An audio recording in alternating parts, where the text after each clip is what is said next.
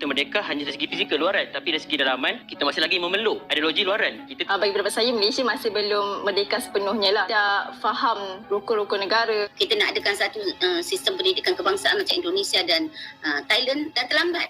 Assalamualaikum warahmatullahi wabarakatuh. Halo semuanya, dimanapun berada, jumpa lagi bersama saya Mbah Dul Channel.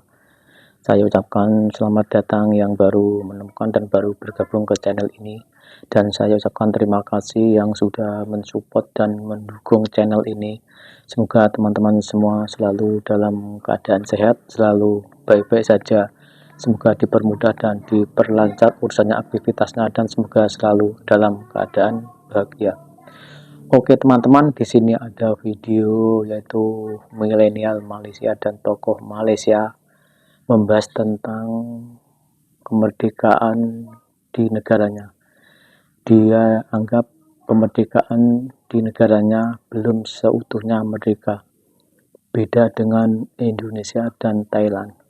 Yuk teman-teman, untuk mengetahuinya kita simak, kita dengarkan statement dia dalam video ini. Oke yuk.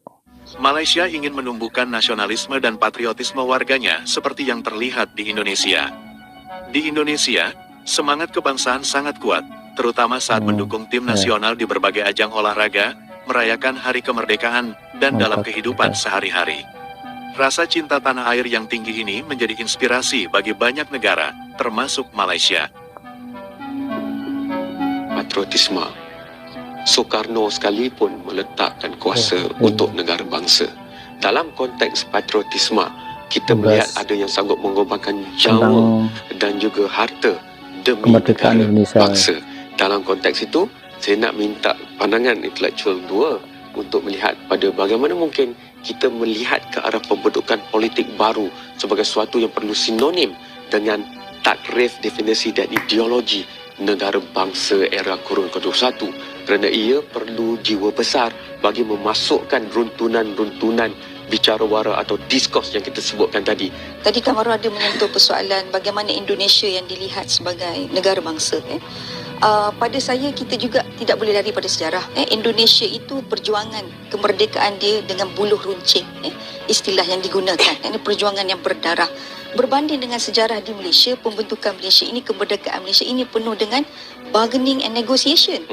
Penuh dengan tawar-menawar, penuh dengan perdamaian, toleransi. Sehingga kalau kita merujuk kepada pembentukan parti politik sendiri, kita tidak boleh lari bahawa pembentukan perikatan itu menerusi Community Liaison Committee balik di tahun 1949 dulu. Itulah sebenarnya membentuk DNA Politik Alliance di Malaysia.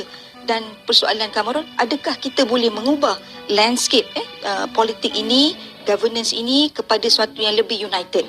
Itu adalah satu, pada saya, agak impossible kerana sejarah pembentukan DNA Malaysia sendiri itu ialah unity in diversity. Para pemimpin dan tokoh masyarakat di Malaysia berharap dapat menumbuhkan semangat yang sama di kalangan warganya. Mereka melihat betapa pentingnya nasionalisme dan patriotisme dalam membangun persatuan dan kekuatan bangsa.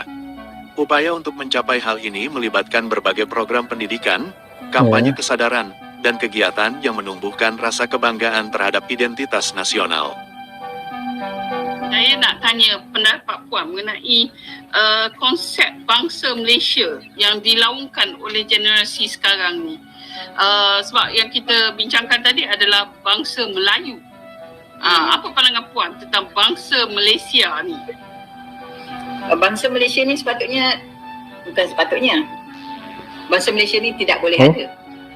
Tidak boleh ada, nombor satu. Nombor dua, mustahil kita boleh adakan bangsa Malaysia.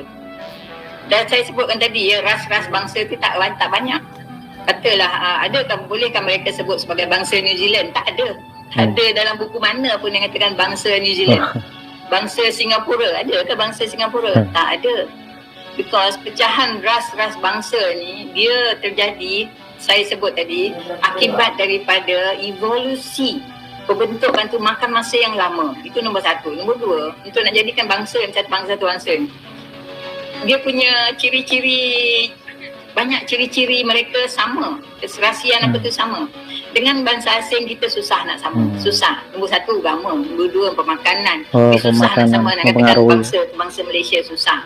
Jadi kalau itu nombor satu. Nombor dua, kalau kita sebut sebagai satu bangsa, kenapa ada sekolah Cina, kenapa ada sekolah India, kenapa ada sekolah Arab and all those things. Jadi itu pemecahan ya, pembahagian kepada bangsa-bangsa itu pun dah orang kata obvious sangat ya.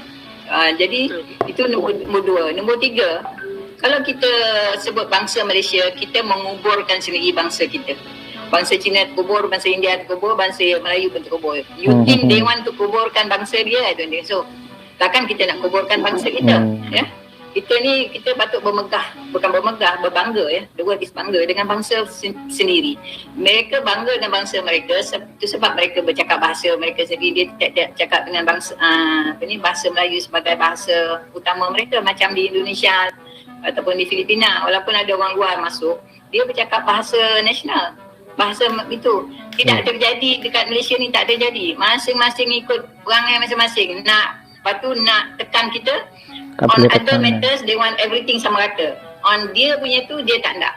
Ya, dia tak nak sama rata. Yang ni saya rasa ini adalah satu Betul ke kita ni sebenarnya merdeka? Adakah kita merdeka hanya dari segi fizikal luaran, tapi dari segi dalaman kita masih lagi memeluk ideologi luaran. Kita tidak mengamalkan Islam itu secara syumul, kita masih lagi mempertikaikan ketuhanan bangsa kita, dan Melayu sendiri itu yang menentang ketuhanan bangsa itu dengan bersikap apologetik kepada bangsa-bangsa lain. Di manakah rasa merdeka itu? Adakah kita bangga dengan kemerdekaan kita?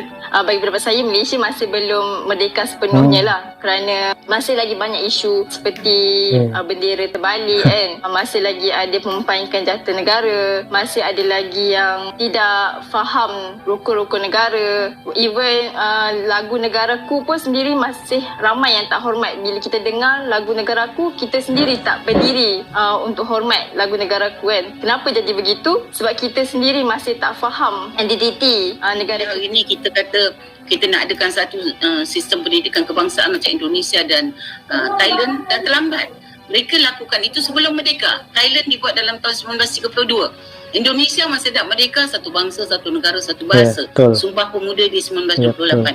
Jadi bagi saya, benda itu dah dilakukan dulu. Tapi kita nak lakukan sekarang. Sedangkan kita dah biarkan dia bergerak dengan begitu laju, pantas. Dan sekolah-sekolah Cina kita tengok lebih hebat daripada sebuah universiti, sebuah polis kerajaan. Bagaimana mereka nak disalahkan? Ya, tapi mereka pun sebenarnya memang desak perkara itu, dan kedudukan politik atau pemimpin politik kita membiarkan perkara itu. Kemerdekaan ini bagi saya lah, dia adalah satu aspek yang paling besar tentang kehendak.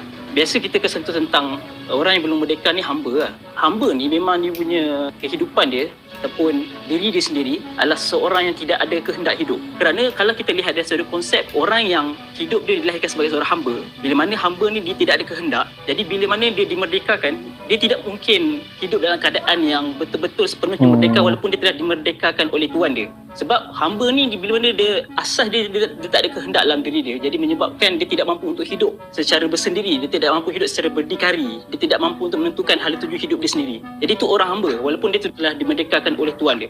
Bila mana kita tengok dalam negara kita sendiri, adakah negara kita mempunyai satu kehendak? Adakah pemimpin kita ataupun masyarakat, rakyat kita mempunyai satu kehendak yang bebas untuk menentukan bagaimana seharusnya negara kita menentukan cara untuk kita berpolitik, cara untuk kita berekonomi, cara untuk kita menentukan hubungan antara negara kita dengan negara luar. Jadi ini semua satu bentuk kehendak-kehendak yang perlu kita bebas. Bebas dalam arti kata kita mempunyai satu hak yang sepenuhnya untuk kita tentukan bagaimanakah cara untuk kita bernegara. Itu maksud kemerdekaan yang bagi saya kita perlu betul-betul faham lah.